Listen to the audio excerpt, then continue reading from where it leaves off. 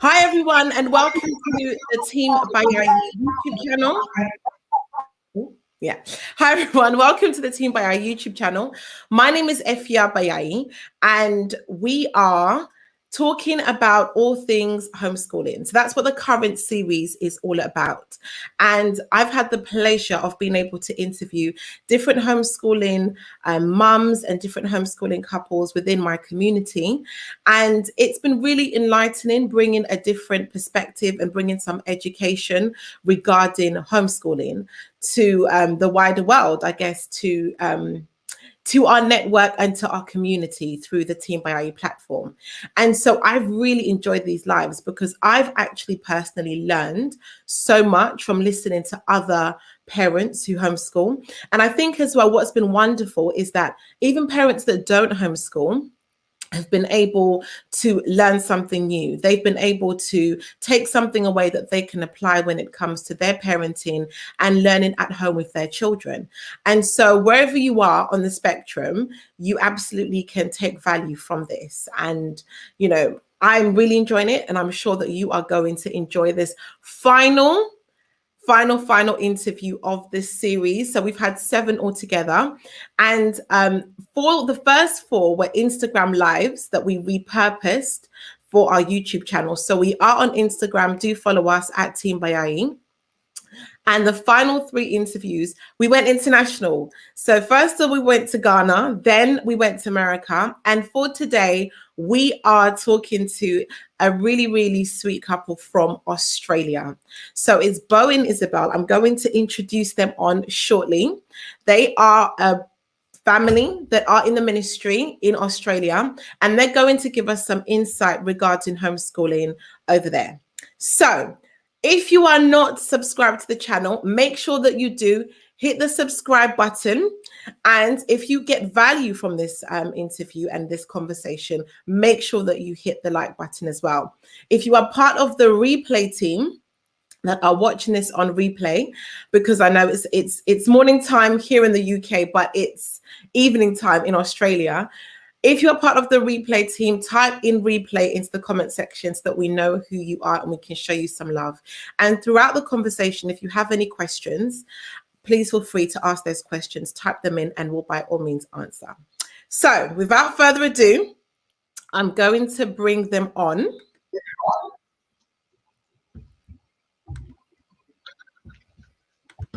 Hey guys. Hey. Hello. How are you? We've gone down under. We've gone down under to Australia. How's it going? Good. Good. Please introduce yourselves. Thank you so much, by the way, for coming on, for giving us your evening. I really appreciate it. But yes, please introduce yourselves. Let us know about who you are and what you do in Australia. Well, my name's Beau. And I'm Isabel. And we live in Tasmania, Australia, which is down under, the island under Australia. And so we're still connected, a part of Australia. But we're in the ministry. We're pioneering a church in Hobart, which is the capital city of Tasmania. And yeah, so we're here with our 4 children, 4 girls. Yeah. Yep. Lovely. So how old are the girls? So the girls are, Atlanta is 10, Priscilla is 7, Esther is 3, and Zoe is 7 months. Wow. Okay. So we've got quite a range of ages there. So thank you so much. And baby is somewhere in the house, so she might call for attention at some point. Always possible. Yes, absolutely. So that's all good. But yes, you are homeschooling the 4 girls. Have you always homeschooled them? No, we actually began homeschooling at the beginning of last year, the beginning of 2020. And whenever I tell people that, I always say we started 2 months before everyone else in the world had to. So we got a bit of a head start. And it wasn't a COVID-related decision. We'd been thinking about it for a while, but really seriously considering it probably for about 4 to 6 months before we started in February 2020. So yeah, that's when we officially started, pulled the girls out of school and started homeschooling. Right. So they were in school and then you pulled Yes. them out. Could you please Yes. give some insight as to what led to that decision? Well, I think it was a bit of a long process to make that decision, but I feel the things leading up to the decision, we were unhappy, first of all, with a government school that we had our eldest in. And so we had her in there, just the way the school was going as far as education, what they were learning or what they weren't learning. A few of those sort of things. There was a few issues with the school, with just kids' behaviour at the school, different things. And so then we thought, hey, well, why don't we move them to a Christian school? We'd heard some good things about a certain school, and so we moved them into it. But it was a smaller school. There's only about, I think, 100 children from like kinder to year, I think, 10, and so it was a small school, but that again came with its own problems. You know, we thought it would be a better school, and it was educationally, but then socially, just the children at the school, different things. They're trying to push everything to be on iPads from kindergarten, prep, all the way through. And so we found a lot of the children very introverted there by the time they were finishing the school setup, simply because of the way they were trying to teach the children. They were learning, but they were sort of becoming introverted, having to use an iPad pretty much for everything. And then we thought, well, hey, you know what? If they're doing that and using an iPad, well, we can pretty much do that. So, yeah. So that kind of led us to, I guess it led us to take responsibility for our own children's education as a family, rather than, trusting in the government school system and its own clashes with our own beliefs and worldview. But also not just thinking that it being a Christian school, the second school they went to, not thinking that that would kind of be a magical wand over their education either. So we thought, even though we're not qualified in any kind of way, we're not teachers, we need to take responsibility for their learning. That is so interesting. And I can relate to so much of what you said. Now, in terms of, let's go back to the fact that you were concerned about the dependency on tablets, Yes. screens, all that jazz. Isabel, I know that we both read the same book. Yes. And yes. We're actually going to do a series on this whole issue with children being dependent on screens. Sorry, I've got a bit of feedback. Oh, there we go. Yeah, we're actually going to do a series all to do with screens and the impact on screens on children's learning and development. That's actually the next series that we're working on, because I read the book and I remember thinking, gosh, this stuff is deep and it's really powerful. And when we had our first son, we didn't know any better. And so the mindset that we had was, okay, well, if it's educational, what they're playing with on the tablet or whatever, on the phone, or if it's educational, what they're doing, then yeah, let's throw it at him. And we definitely did live to regret that.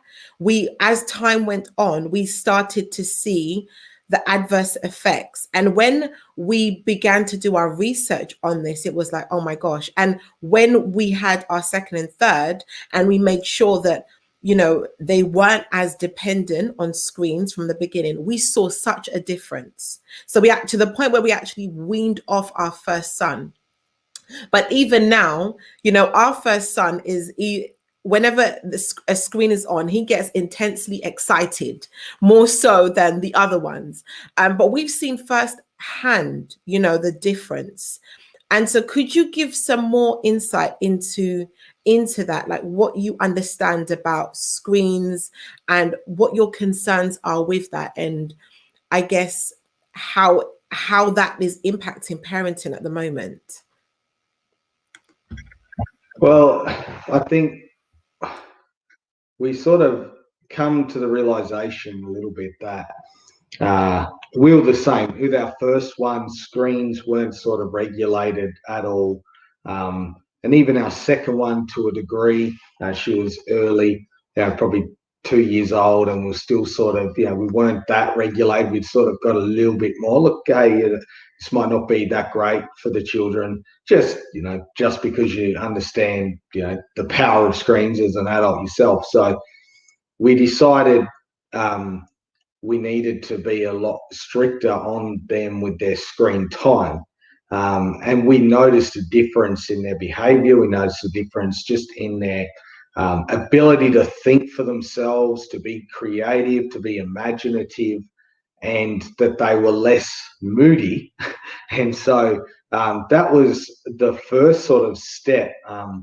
Obviously, we being in ministry and different things, we already had some restrictions on screens and that, but obviously with phones and tablets and the advancements, and it's all happening very fast.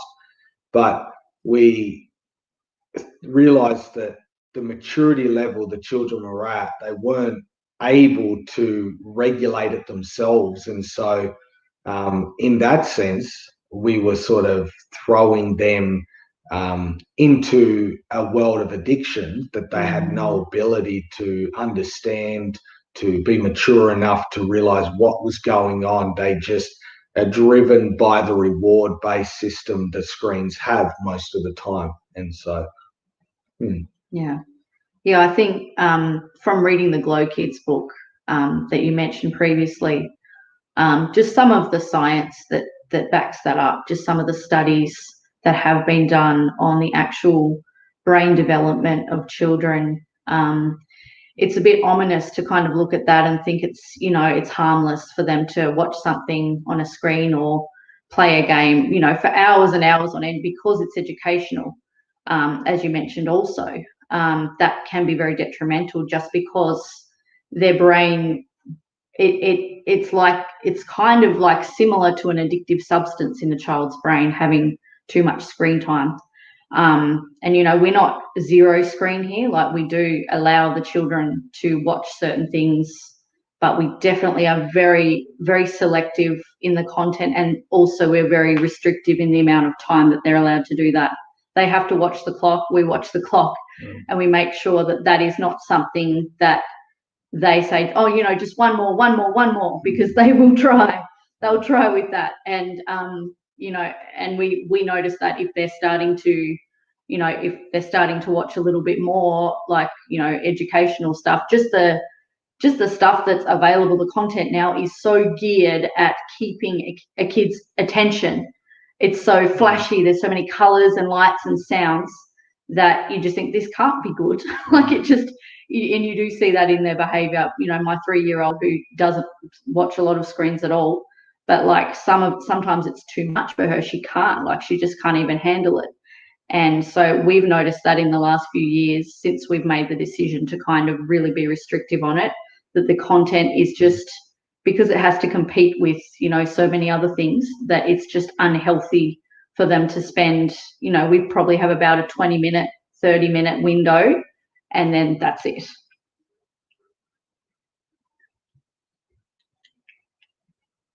We are completely the same. We are totally on the same page with our children. And, one of the things that really used to frustrate me when I was teaching is the lack of attention span that so many of the young people have now. And you talked about just how unhealthy this is. And it really is, because, even I remember, doing a bit of research and looking at the study, and it was saying how, because of the rate in which adverts change and the rate in which scenes change, like, I'm not sure if you've noticed, but movies now, in comparison to movies back then, like, everything happens so quickly, like you met yesterday and then tomorrow you're in love. Like, there's no character development. Everything is so speedy. And so it's really, all of this stuff is affecting our children's attention span and everything else that you said. And I remember just thinking to myself, gosh, children don't read anymore. You know, like I remember growing up and in school, and I always had a book in my hand. But now it's constantly like we're in the phone. And it's just really fascinating what you were saying, Beau, about just how it affected those children socially, and they became a lot more isolated. And here we are, we have so much in terms of social opportunities through our phones, social media, all that does, but we're becoming less and less social as a result, you know.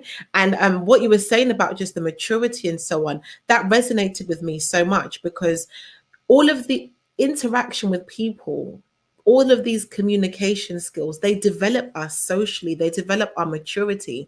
And you know, you're finding that so many of these young people, they can't look you in the eye, you know, all of that, engaging with you in a conversation, it's so difficult for them. So we're totally with you on that, in terms of how much how little we allow the children to watch. And we just make sure that we definitely do monitor the content as well. And do you guys know about some of these schools that actually have no tech? Do you have any idea about those? Because we read about that. And actually a lot of these people that work for these tech companies, their children go to those types of schools. Do you know about that? Like, tell me about that, if you do. Yeah, I don't think I know of any here in Australia per se, but I think it may have mentioned that in one of the chapters of the Glow Kids book, just about how the people who actually design and create this technology and the content understand the power of it, and they don't want their kids exposed to that. I think that says a lot about how we, as the people who did not develop it, should approach it. That did actually speak a lot. It speaks volumes about how we need to be educated about these things, because if we're not, then our kids will be. And, you know, it seems like every new generation is a step ahead with technology anyway. And, you know, I find it incredibly hard to keep up with the technology and all of the changes in phones and laptops and everything, and just internet stuff. Like, it moves so fast. It's just gone off the charts exponentially in the last few years. And I think if you talk of it in terms of education, some of these schools, I think they're called paper-based schools, are just going back to the basics of education and allowing children to learn without having to combat that, without having to take on that force of technology that can be good when it's used sparingly. And yeah, just not allowing the children to just kind of be, you know, taken over by that. And I think a lot of people, when you start talking about limiting technology, look at it as if, oh, it's out of fear that you're making these decisions. You're making this because you're afraid that your child is going to be exposed to pornography or exposed to this or exposed to that. But really, the reason we make these decisions is because we want to teach the children self-control and get them to a place where, when they're old enough, they can begin to regulate that themselves. And so I remember I grew up in church, and my mother was very, you know, she was very sort of, she was reasonably strict, but we had a computer in our home. We didn't have the internet at that time, but we grew up with the computer games, different things, and should always regulate that, should always say, you're not getting the phone until you get your own job and you can pay for it yourself. And so I just sort of went along with it, didn't really care too much. Not too many of my friends at that point had phones, but now it's a completely different story.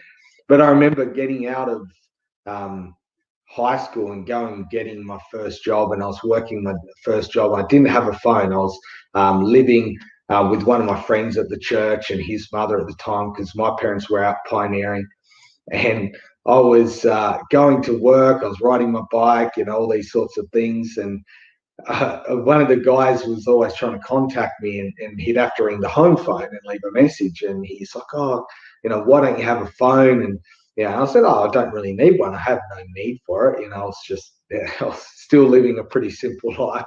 And then he eventually gave me one. Here, just use it. It's got a SIM card in it. It's no credit, but at least I can call you. And it was funny because it's sort of from that day forward, I began to use that phone and more and more. And then obviously as they went into smartphones and different things, but it's it was quite interesting how, even though I was out from my parents' care, I was living, with a maid and living on my own for a while, I still kept those values because they were put into me at an age where they were regulated for me until the point where I was able to make good decisions myself and to see through, sometimes the emotional response that children will have. And, they think, oh, the whole world's going to fall apart if I don't have this, or I'm not allowed to do that. And I think when we as parents go, look, this is a long-term goal. We're not trying to restrict. I love technology. I love innovation and those sorts of things. But you want to train your child to the point where they can not be hindered by what you've taught them and how you've taught them, but it actually be a blessing to them. You can always catch up with technology when you're older if you want to, if you think you've missed out on some time using technology. There'll always be, as adults, they can go and, make their own decisions. But why we have them at that young, vulnerable age, which was one of our concerns in the Christian school they were going to. The fact that they were using iPads was one side of it, but the other side was a lot of the children were coming with their own data source. And so therefore, our children, they just had a Wi-Fi iPad, which they could use the school internet, which also gave them the school filters. But these other children didn't have the filters because they were using their own data. And so therefore, it opened up a whole nother can of worms where these children were able to access anything they wanted, and my children were going to be there right next to them at lunchtime, and the regulation wasn't that great, and we felt like we're not parenting properly, allowing our children to go in a situation like that before they're ready. And so it's, when they're 6, 7, 8, 9 years old, they're not ready for those sorts of things. And so that was another reason. It's like, hey, you know what? At some point, you're going to have to make your own decisions. It's not we don't want them to never be exposed to anything bad. It's when they're old enough and mature enough to make a choice of yes or no. And, when they make their decision, that's between them and God, and we've trained them as best we can. So I think that was the other side. We didn't really do it out of a fear-based thing because, hey, you know what? The world's messed up. You're going to be exposed to things, no matter what. But the idea that, hey, when they're right and mature enough, they're able to make those decisions. So, yeah. That is, you said that brilliantly. And there's so much to unpick from that, and I'm going to do that. We've got a question, which I'm going to put up. What about the argument that we grew up with hours of TV and computer games and we are fine? What are your thoughts on that? Sorry to put you on the spot. That's a bit subjective because it depends on who's talking, if you're fine or not. Define fine. Define fine. Yeah, I think, it's one of those things that we can process things in life, but we don't, you don't want to have your children go through things unnecessarily. And so, like I said before, there's no limit to when they get old enough. If they feel they need to go and experience the world, well, we pray that doesn't happen. But, it's the world's full of limitless choices. And so those that have grown up being exposed to things, and then at some point, I'm guessing that person's maybe a Christian, talking, from that point of view, when we come to Christ, he can help us. And so I think sometimes we don't realize the mess it creates when we're not saved, but when we get saved, when we look back and we go, hey, you know what? That's not pleasing to God. Those things are not honoring or glorifying anything in the way that God created us, made us, and wanted us to live. And so I think in that regard, I think really just from a point of view of TV, movies, computer games, all of that kind of stuff, I think that was all very mainstream thinking, like in the 90s, like when I was in primary school. I think I was the only person in the school who didn't actually have a TV at home, and people used to ask me, "Are you too poor to have a TV? Like, do you not have enough money for one? Are you okay?" And I would explain just out of my immaturity that there is things on the TV that were bad, and that we were not going to watch the TV as a family because of that. And I guess the teachers and adults would kind of understand that on a different level. But yeah, that was a bit of a source of like misunderstanding and mockery. But now when you talk to people who have been through that and has seen the side effects of an overdose of those things, and just some of the things that it can lead to in certain people, and as Beau said, everyone processes things differently, but you do see people who are stunted in their development because they're just fixated on screens. That's how they were brought up. That they were brought up sitting on a chair in front of a TV for hours and hours on end, and that does do damage to a child's personality. And when you talk to teachers and even people of my own age group now who kind of went through the 90s and 2000s and kind of it was weird not to have a TV, a lot of people would say, good on you for not having a TV, good on you for not being on social media and bits and pieces. And I think there has been the ability to look back and say, hey, while these things are definitely not inherently evil, there has been a history of underdevelopment, of personality damage, to a lot of people who have been, I guess, brought up by screens. And this is pre-internet. This is prior to what our children face now. And I think some people may have come through a little bit more unscathed than others. And I think that's a lot to do with the families they were brought up in, and the fact that their parents were able to give them guidance and discipline and love and restriction where it was needed.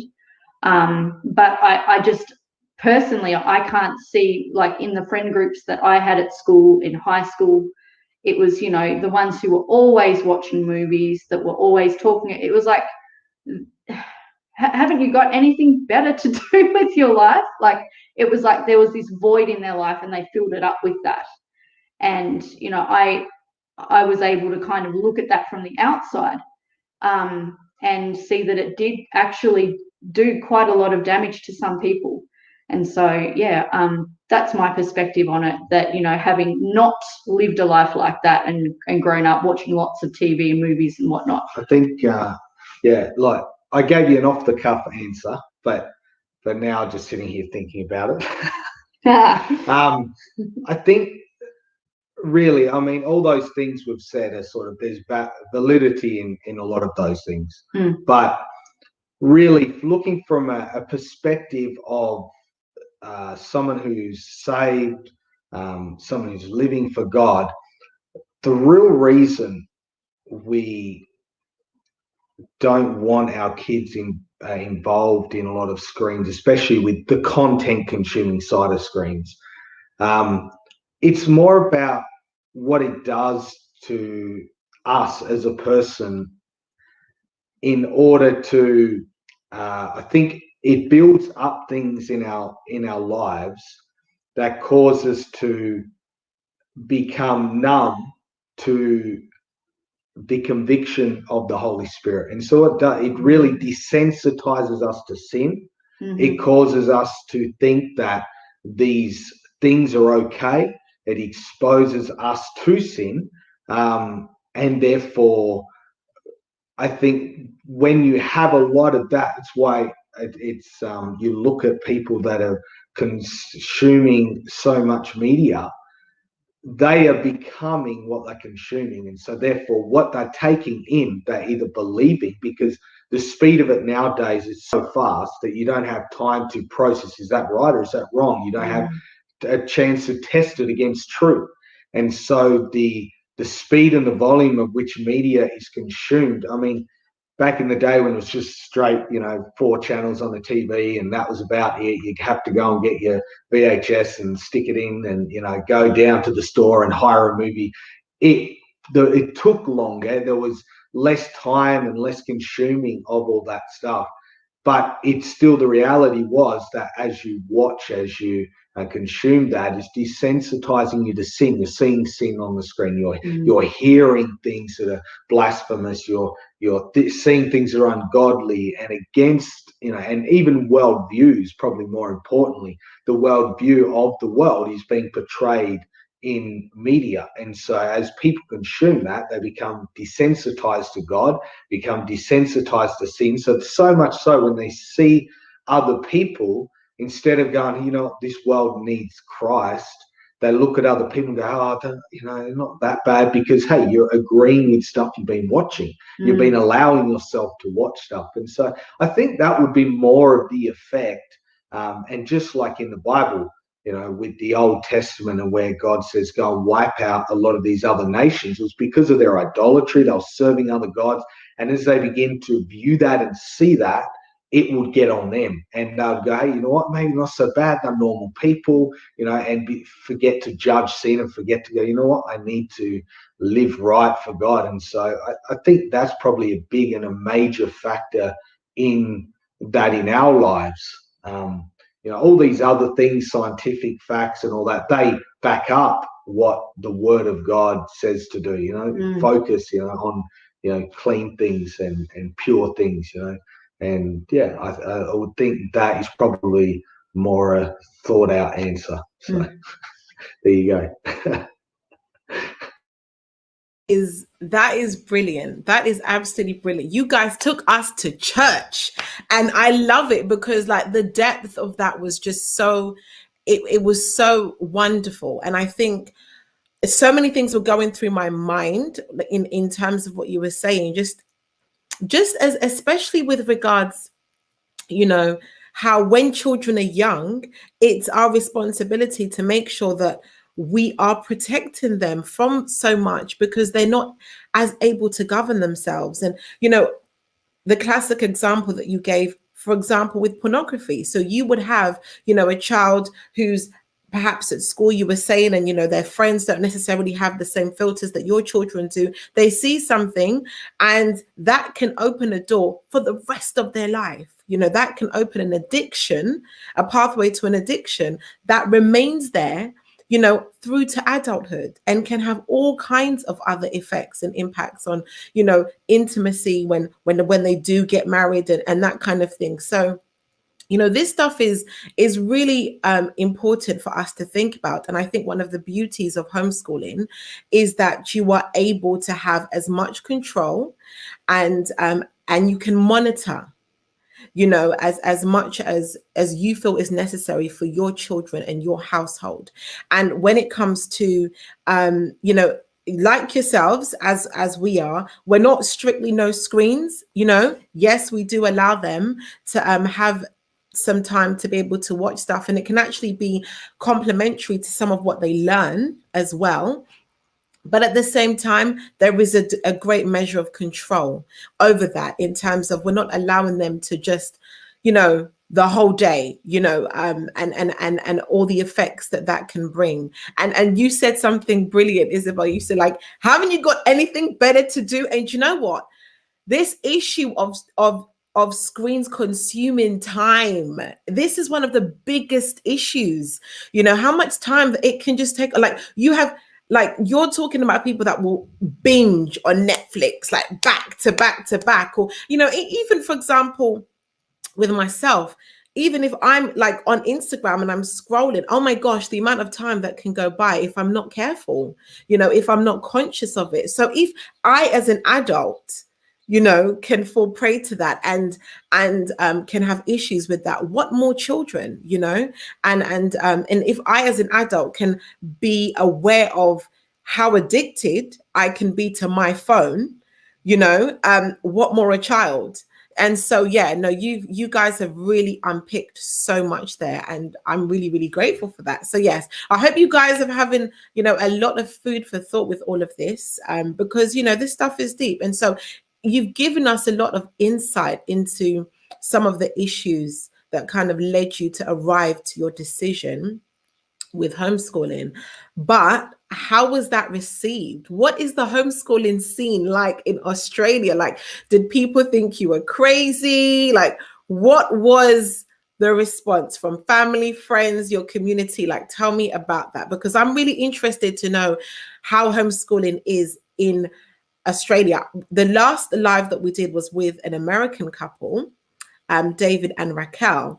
And as much as homeschooling is quite big in America, they were saying that they still get people that are like, you guys do that? Oh, okay. And I was quite surprised at that. You know, I thought that homeschooling was like pretty much mainstream there. But what is it like there? So tell me about the response. Tell me about how that's all gone down.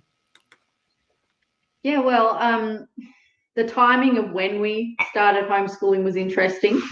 I guess before we started homeschooling, we got more of a kind of a little bit of crickets when we'd say we were homeschooling because I guess it was, you know, the end of 2019 and we didn't really know anyone else who was homeschooling. Like none of our friends, family, anyone that we really knew had homeschooled.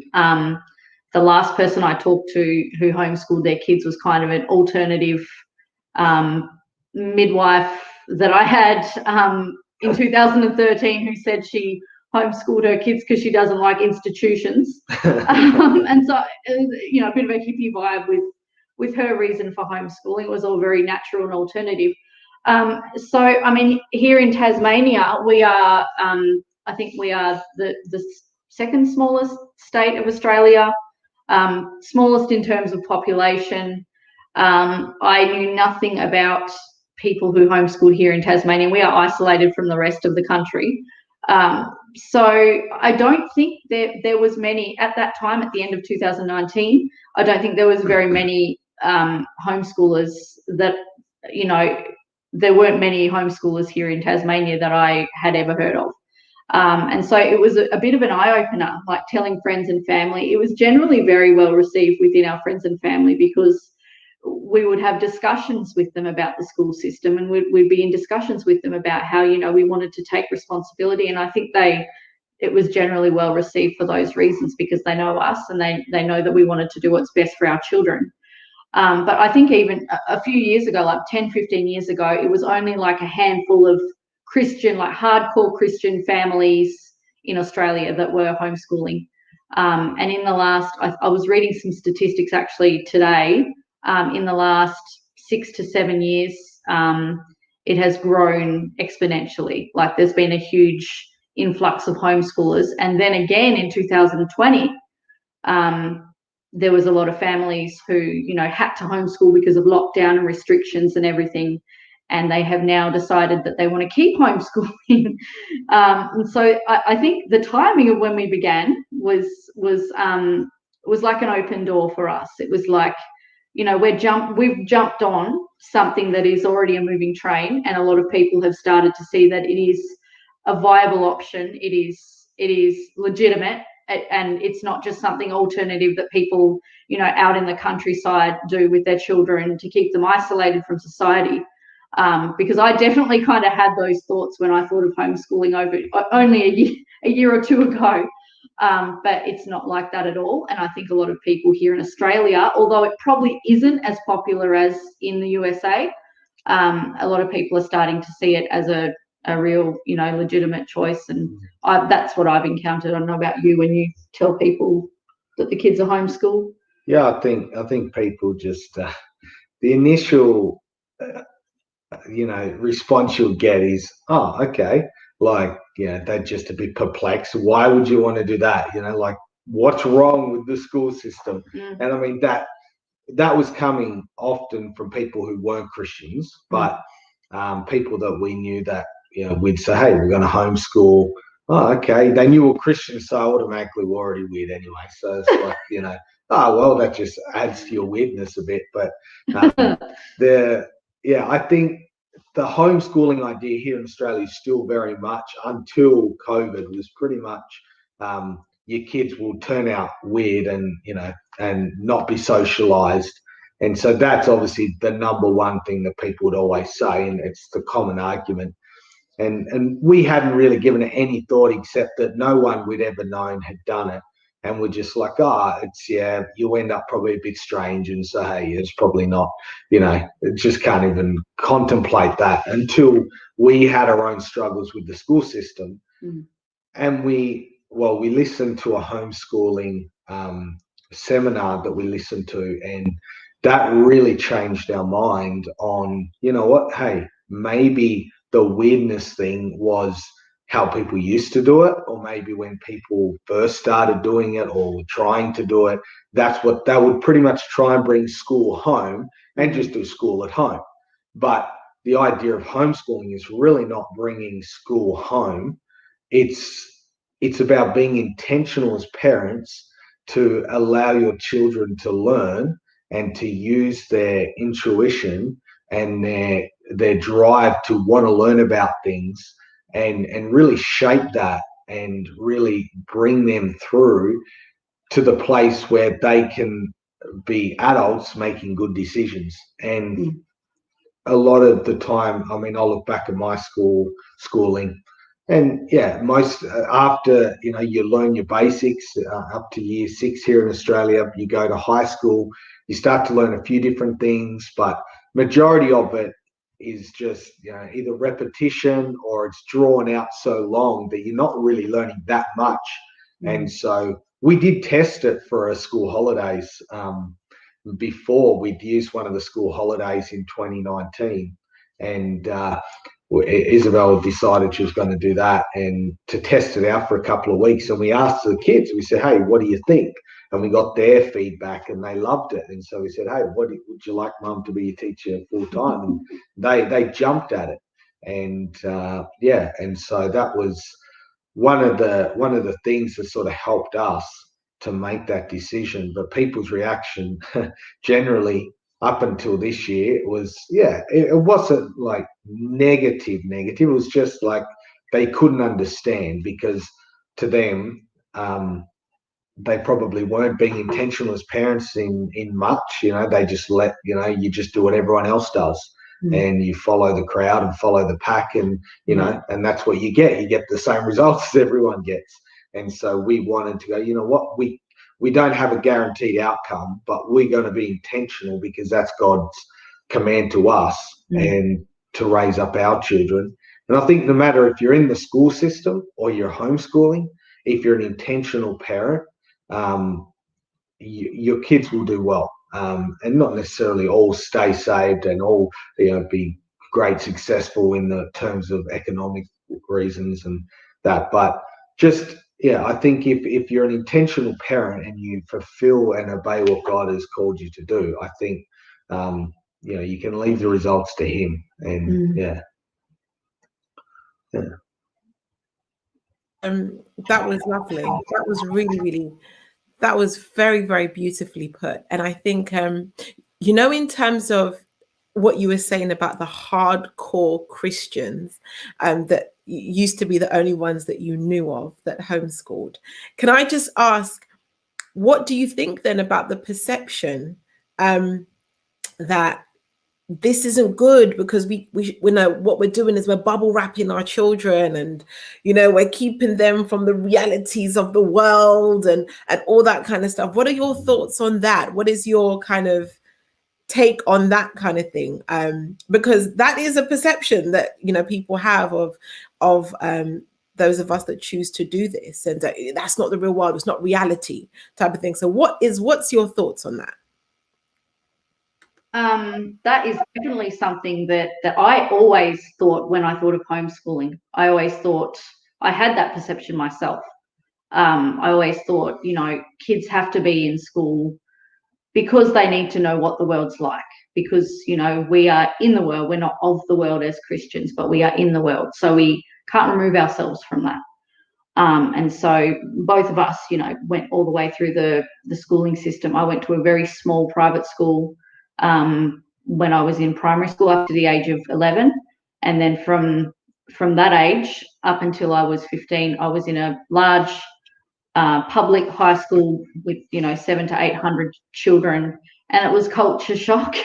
And I can say, looking back now, that I wasn't ready for that. And when I reflect on that, that's really what comes to my mind now, is that small children are not ready to have their faith on display at a school. And that is a bit of a blanket statement, because there are exceptions. I do think there are exceptions. There are some children who are able to get through their schooling years and keep their faith intact with God. But in reality, children are still immature, and they're still working things out, and they still need so much guidance and so much protection. And so if you use the word bubble wrap, it has a negative connotation when it's that perception that homeschooling is bad because you're bubble wrapping or you're cotton wool wrapping your children. But if you think about what kinds of things you bubble wrap, they are delicate things, they are precious things. And I think that our children are more precious than anything that can be bubble wrapped and posted in the mail. So we do need to raise them with care. And I don't think, from our family point of view, I don't think the place for them right now is to experience the world in a place that is supposed to be for their education, that is supposed to help them develop social relationships. I don't think they're ready for that yet. And I think if you can give them a solid foundation in their formative years, then they will be ready for the world. They can be ready to make up their own mind about whether they want to serve God. They can make up their own mind and learn to have their own relationship with God. Because as parents, we like to think that, we can go, if I do everything right, then my children will do the right thing when they grow up. And there is an element of truth to that. There is, the Bible says, train up a child in the way that they'll go, and when they're old, they won't depart from it. And there is a foundational truth to faith that, when we parent in a godly way, that you can raise godly children. But ultimately, one day they are going to be ready for the world. They're going to be ready to take on, those social structures. They're going to be ready for all that.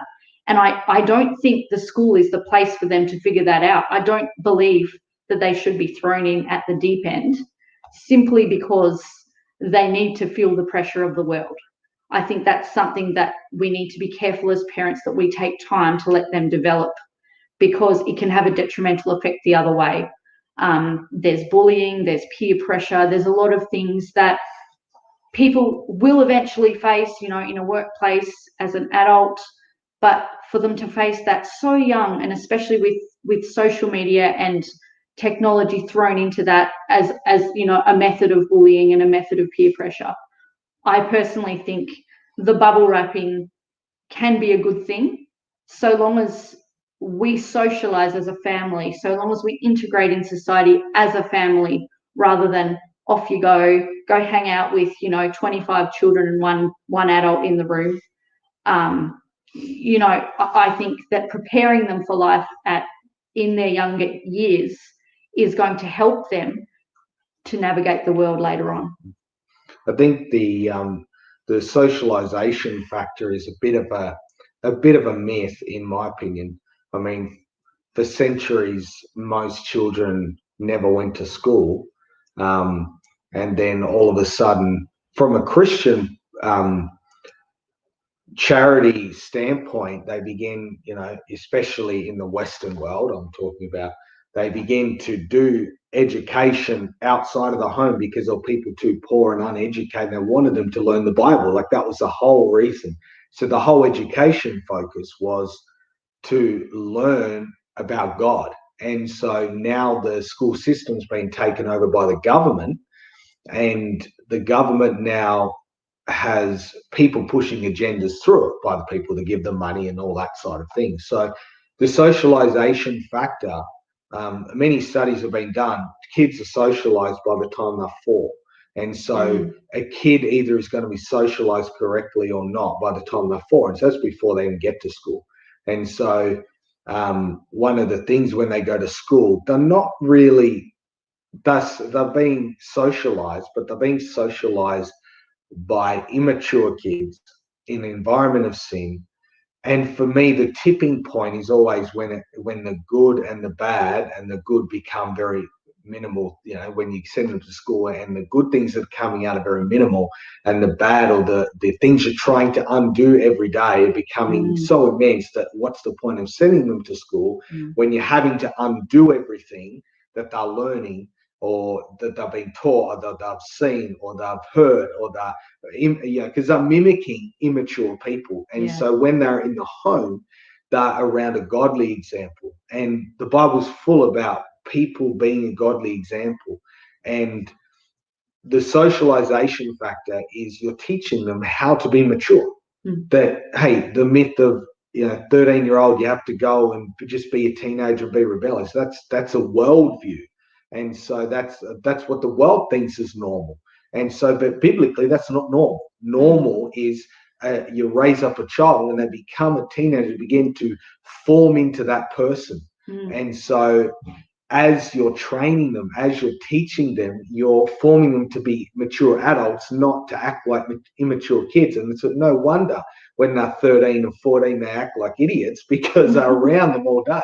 And so when you have them from a point of view of socialization, you want them to be socialized with your own example. You want them to socialize with people that you say, hey, this person's a great example, I'm glad. Or you're there to supervise and go, hey, you know what? It's great to be in this environment. You get to be around other children. I mean, church is a classic example of that. But I mean, for us, we don't have a lot of children in our church. And so for us, you can sometimes go, well, maybe, they need to socialize with other children and things like that. But I mean, there's 4 of them, so they sort of get to socialize themselves. But really what they're saying about socialization, you want your kid to fit in and be normal, but I don't want my kid to be normal. I don't want my kid to be like the world. I want to be able to make a stand for righteousness and go, you know what? This is what's right, because I've learned the whys. I've learned, my parents take the time to teach me. But really, homeschooling is really based out of relationship. And when you can form a relationship with your child, that's where the trust comes from. If without the relationship, you have no trust. And so a lot of the time, parents are sending their kids to school, never developing a relationship. And that's one of the things that really drew us is, you know what, we need to build a relationship, be intentional with our children so they can receive from us, but they can come to us when they have issues, when they have questions. They can come and not feel like this is a stranger. My parents are strangers. I'm not really sure. I'll go to my teacher instead, or I'll go to my friends, or I'll go to the internet. And so you want them that openness, and that openness only comes through relationship, just like discipleship in the church, just like, and that's the example. It's the church version of what happens in the home. And I think that's one of the things, like with the bubble wrap thing, it's really the world saying, hey, we want your kid to be like everyone else's, so that we don't feel bad.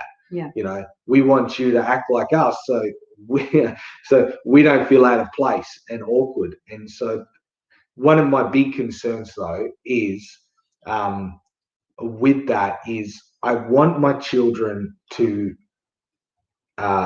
be able to relate and have a grace for sinners. That's one thing that I am intentional about. It's like, okay, they can do without all the immaturity and the socialization in that side of things.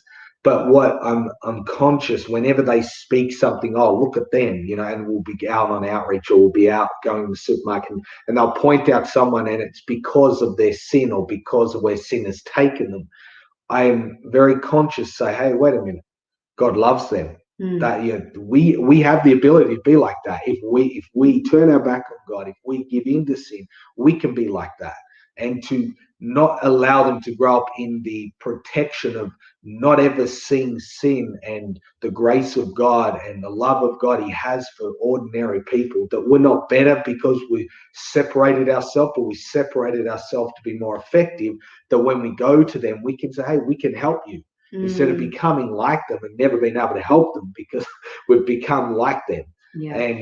And I think that is probably one of the big concerns that I have, that I want to make sure my children get, is that, hey, sinners aren't wicked, evil people in that sense. They're just like us, but we're saved by grace, and they can be too. And have a love for them people, have a love for others, have a love for, and we do. We take our kids out and we socialize them with sinners, not because we want them to be like them, but it's a controlled environment. We can teach them to love and be around that. So, yeah. Guys, this is just so rich. It's so rich. Like the nuggets that are being dropped are just phenomenal. And we had a question, and I feel like you've actually answered the question on the tail end of what you just said.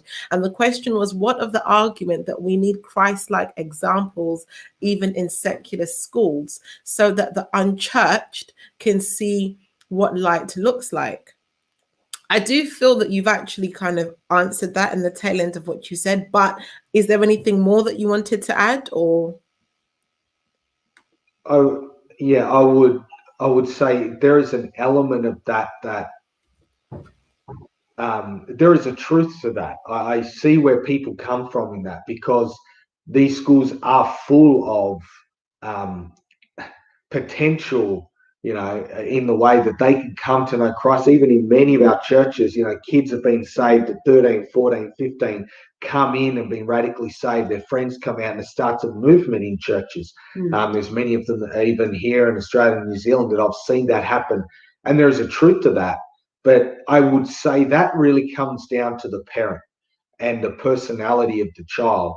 Because if I felt my child was able to go in to a school and be in a school and defend their faith and stand up, because I know growing up in church and going to school, a lot of the time I was just intimidated. I didn't share my faith.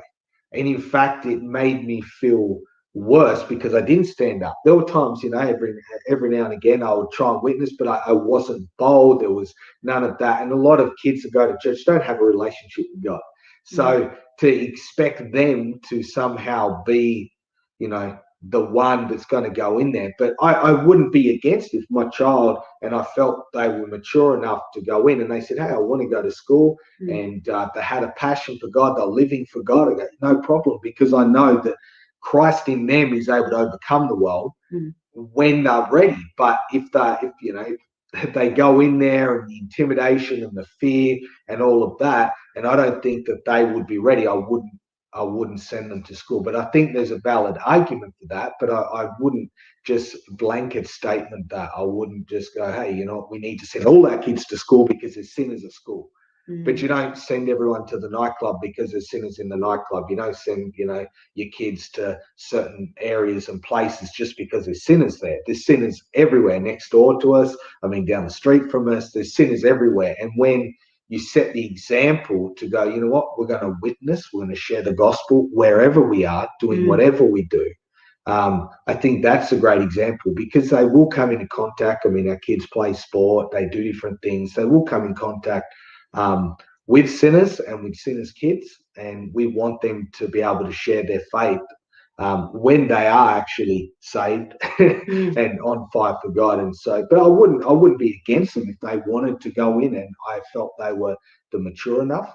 And if someone wanted to send their kid to school for that reason, I wouldn't be I wouldn't think that's a good enough reason just to send your kid to a school where there's many other children that can easily just intimidate and bring fear. You'd want them to be ready, and but each to their own. So I think adding on to that, when I read another book that helped me kind of make up my mind that I was ready to actually teach the girls at home, the book's called Why on Earth Homeschool, and it's more tailored to Australian homeschooling, but I think it's a good read for anyone who's considering homeschooling from a Christian perspective.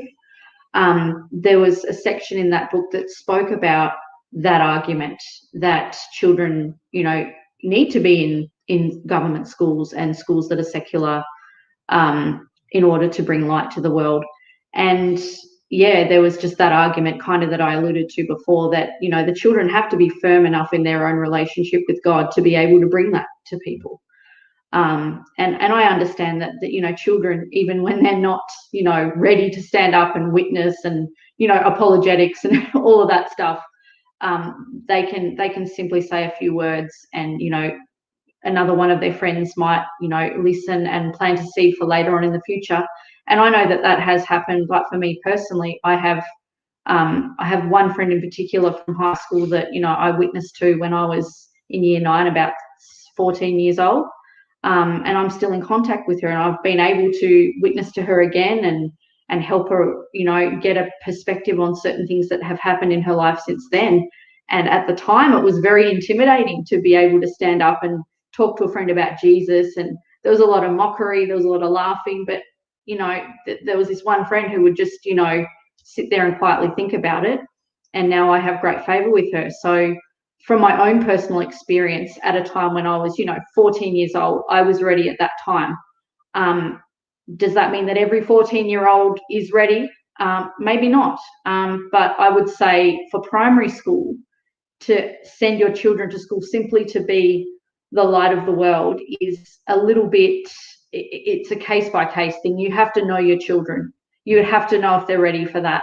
And you would have to be able to weigh up the pros and cons of the education system, the amount of time they're going to be spent being taught by a different worldview, all of that, versus, hey, we can do this in another setting. Like Beau said, we can join a sports club where, your parents are there, their parents are there.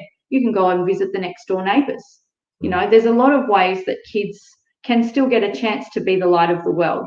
And we strive to give them that, and our eldest daughter actually has a little friend who she brings to church sometimes. And that opportunity was given by, the fact that we put her in a state school. So we don't have like this long list of regrets. There are good things that can come out of it. And I think you really do have to weigh up the pros and cons per child. And I think one of the things that's changing now, and I don't think it's ever been a factor in history or hasn't been, is the technology side, the phones, that sort of thing. And my concern would be that aside from all of those factors, is you're going into an unprecedented time where children and online bullying and the intensity of that is so great that if you're even a little bit different, they will make sure that the whole world knows about it. They'll take videos of you, they'll put it on, they'll mock you, and that is something I don't think any child is ready to deal with. And that is a big concern, because children are doing things they don't understand, and then children are realizing, hey, this person just put my face all over the internet, everyone's laughing and the whole school's laughing and they walk past, and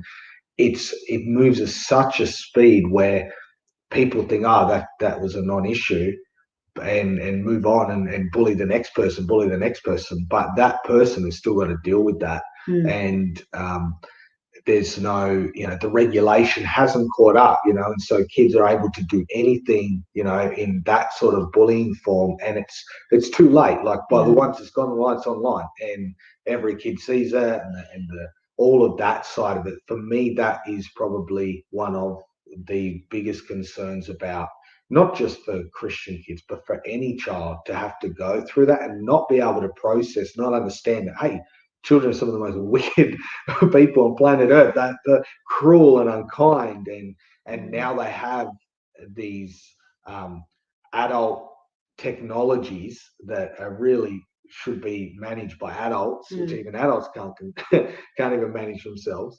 And so now they've put that in the mix, and I think that is very detrimental. But I think the fact that you can allow a child so much, but I think once it gets to the point where, hey, there are things that are going to be impossible to reverse, I think that's very worrying. And there have been pastor friends and people that I've talked to that regret putting their children in state or public or private schools, and because their children have backslidden or turned away from God. But the other side of that is sometimes there are other things lacking than just because they saw someone doing this, so they just copied and followed it. The relationship side comes back to that. I've seen many many pastors, many people, many Christians that have had great relationship with their kids, and that gets them through. They've established that early. And as they grow up, there's that relationship, and I think that's a major factor, no matter if you're homeschooling or not. But for us, the benefit of homeschooling far outweighs any of the slightly negative, if they're even negative at all, consequence. And so, yeah. And you know, everything that you guys have been saying about relationship, you know, that was one of your comments, that without relationship there is no trust, and that's been a very consistent a very consistent theme in what you've been saying.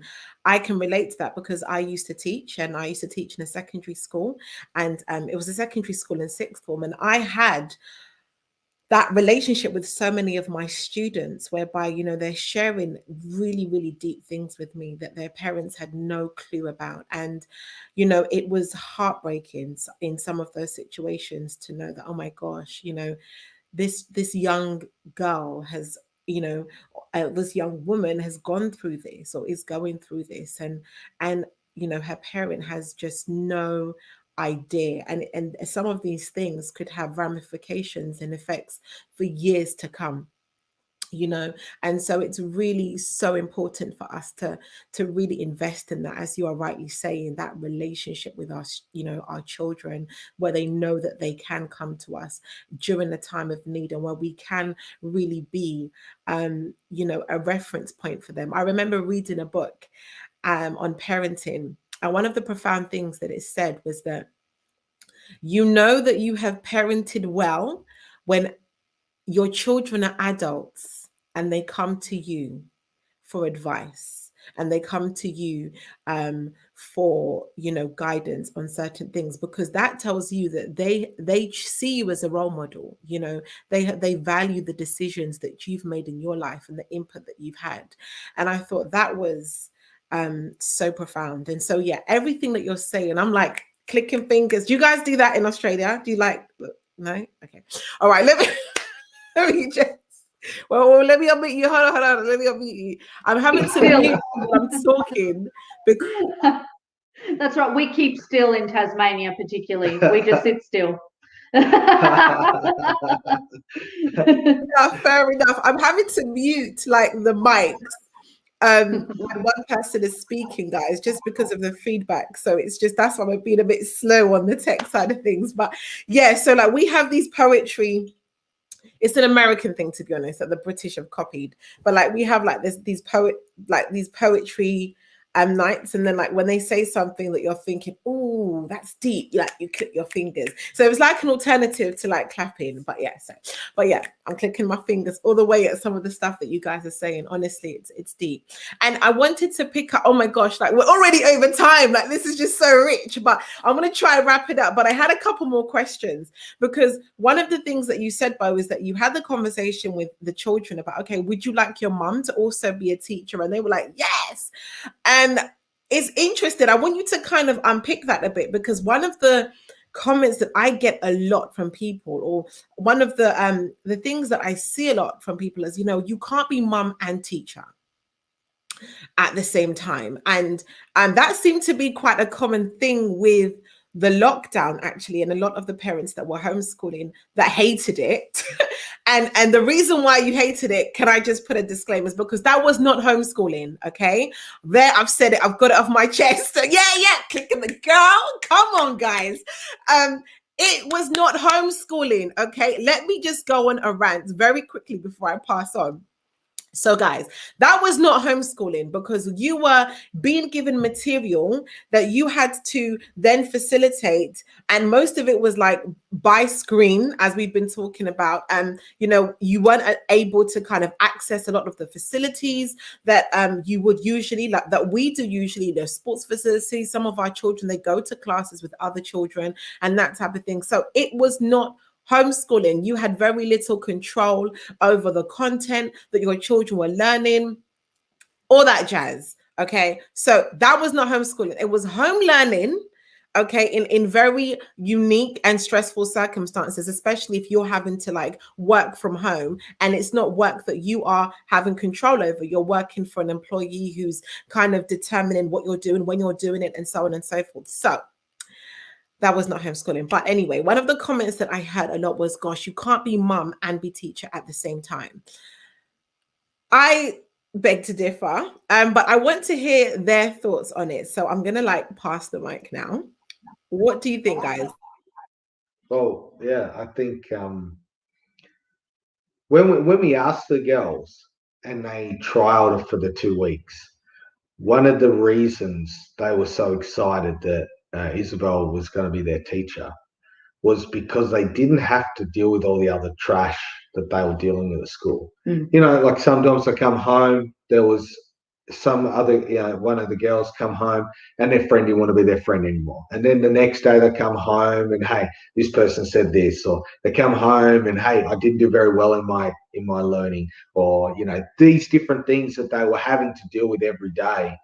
That they were, it was just the pressure and the stress of being in an environment where it was sort of, I sense that they felt unprotected in that sense, that there was no one there that was going to help them. They had to fend for themselves in this, environment. And so when they were there, they had nothing to think about except, hey, you know what, I've just got to do what's in front of me. And I think one of the things that they enjoyed, just from an outside perspective, seeing that was that, and it all comes back to this again, the relationship factor. And this is why we wanted to do it. And this is what we're aiming to achieve, that through this process, there's 6 or whatever, 8 hours a day where they're away from their mother and they don't get to be with her. And yet with homeschooling, there's that relationship. There's that time where you can teach them, where you're actually got a hand in how they're learning, and you've got your finger more on the pulse to what they're going through, their questions and just in general their mood and how they processing things, and that each individual one is different. I mean, that's the blessing that comes from teaching them, no doubt, but the element of, hey, my mother understands me. And so it's not, teacher is sort of a term that we give, obviously, to a teacher that's their profession. But really, as parents, we're teaching them all the time, whether by example or whether, on the table with a few booklets, or, in everything we do. And so, it's a non-stop thing. And I think when people realize that, it's sort of, you're not trying to be two people. You're not trying to be a teacher and a mother. She's simply doing the job that God created her to do. And it's not like God said, create schools and teach children en masse, and this sort of thing. And so I think that's, from an outside perspective, a big part of it. Yeah, I think for me, like, I guess just on the understanding we have of what a teacher is for children, it's a school teacher. It's someone who has studied at a university to obtain a degree so they are able to teach at school. Now, there are some teachers that are definitely teachers by calling. I think that there are some fabulous teachers that I've encountered in the school system. That's both in secular and Christian schools. In fact, my eldest daughter's kindergarten teacher is a born-again Christian, and she believes it's her calling to teach children. But there are also some teachers that, it's just their job, or there's some teachers that simply gel with some kids' way of receiving that teaching better than others. Even at a Christian school, like the content and the teachers, we didn't have a problem with. But I think when children are at home, they are learning by living, they're learning by watching you, and they have the ability to make it a part of every part of their life when they are always learning from their parents. Whereas at school, it's kind of like, okay, this is the box where I put my knowledge from school in, this is my family box. It's like I keep them separate. And that's why I think, Christian schools, what they teach is wonderful, but sometimes it's not as effective as allowing the child to live with you through your relationship with God, through your understanding of the world, through your worldview, allowing them to see the, I guess, so-called wisdom you have developed over the years, and be able to pass that on to them. It's more than just someone standing in a classroom in front of children and downloading knowledge upon them. And I think the concept of being a teacher is something we need to be able to be a little bit flexible with. Because I'm not qualified by a degree, or, I have never taught in a classroom. And I'm sure that there are many teachers that are much more knowledgeable than myself. And, that was kind of a little bit of an insecurity for me going into this. Like, am I going to know enough to teach these children when they're 14, 15, 16? And, that's still something that, we're not at that point yet. So, watch this space. But I think right now where we're at is that I'm able to be a mum and a teacher because I am teaching by being mum. I'm teaching as an example rather than this is the knowledge you have to learn, write it down, type it up, or whatever. And I think, a classroom setting, that's very much what it is. I think some of the early learning teachers, where there's play-based learning, I think that's wonderful. But I think as a mum and a dad, you are teachers anyway, whether you like it or not. Whether you're intentional or not, your kids are going to watch you and learn from what you do.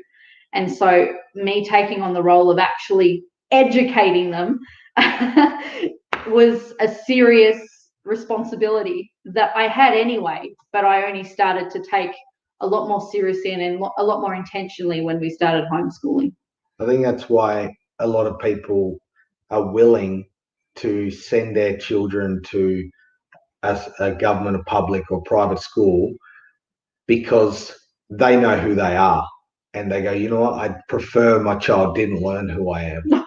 And there's an element of that they realize, you know what, there is elements of my life I don't want my kids to see or be around, or they're so busy with life that there's no ability to be intentional because and this is the beauty of having this is a shout out to all the stay-at-home mums, because I grew up with a mum that stayed home.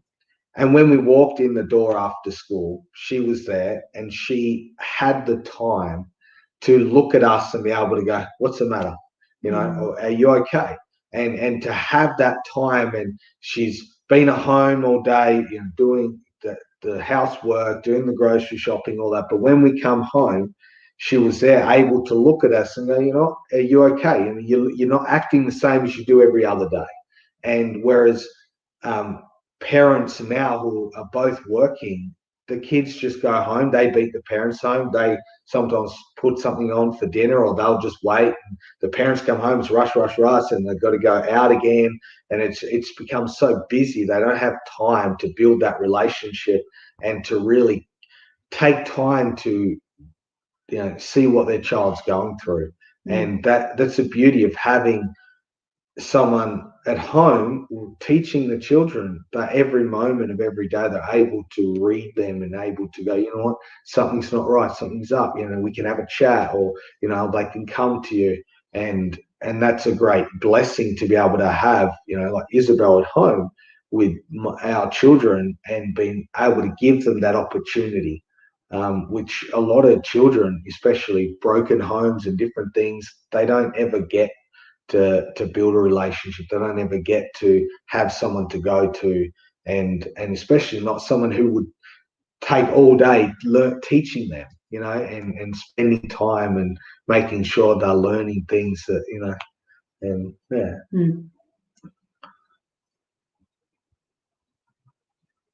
Forgot my mic was off. Absolutely amazing. Honestly, I mean, guys, you have it's been so rich. It has been so rich, and it's been really encouraging. And I think I'm so glad that you guys were like the grand finale of this series, because my desire for this series has been to really put homeschooling on the map. I think there are so many misconceptions about it, but I think it's a wonderful and amazing thing. I actually consider myself privileged and blessed to be able to do it. And you guys have beautifully articulated and so eloquently expressed so many reasons as to the why, as have so many of the other parents that we've had and the other mums. And honestly, so I'm really hoping that it's really given, people food for thought. It's given some insight. And even if parents, are not in a position to homeschool or they've decided not to for whatever reason, I feel like there is so much that parents can take away and apply to their homes and apply to their parenting from all of these conversations that we are having to really, better the next generation. And so it's been amazing. And besides Isabel, being a mom, teaching, which as you guys have so wonderfully put, is part and parcel of what all of us do anyway. She actually used to rap, elbow cough. So that is actually how, yeah. She actually used to rap. And so Isabel actually knew Farai from years back, in terms of like the whole rapping relationship and history. So guys, don't judge a book by a cover. Yeah, this one is an undercover rapper. I'm telling you that now. But yes, it's been amazing. Definitely plenty food for thought from this. Very inspiring. Thank you to you all. Oh, you're absolutely welcome. And I know that many people are going to watch this on replay. And so, because it's quite early for us in the morning and people are at work and whatnot. But yeah, it's been amazing. And I want to thank you so much for just being transparent and being honest and being unashamed of your faith as well, and bringing that to the table. That has been so valuable and it's been fantastic. So thank you guys. No problem at all. Thank you for the opportunity. It's been fun. Oh yeah, it has. It's evening over there, right? So yeah. Have a great evening. Well, she still raps. Oh, no way! Yeah, I got a concert on Saturday. Listen, you have to film that and send that to me. Okay, promise. Oh my gosh, look at that. That is brilliant. So yes, it's been amazing. So you have a wonderful evening over there, down under. All right, take care, everyone. Thank you all for watching. Thank you, everyone on YouTube. Thank you, everyone on Facebook that are watching live as well. And have a blessed day. Take care, everybody. Bye.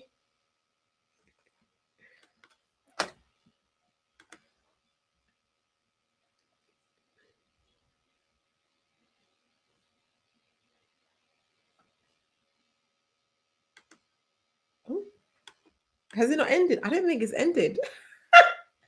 Hold on. Oh, is it still on? End broadcast.